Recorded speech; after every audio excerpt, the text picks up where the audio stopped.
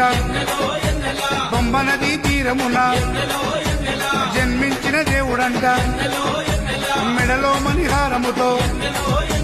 పందల రాజుకు దొరికి మణికంఠుడాయనమ్మ మహిమగల్ల దేవుడమ్మ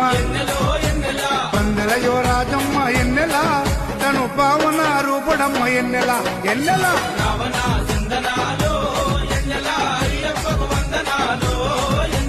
రావణ సందనాలో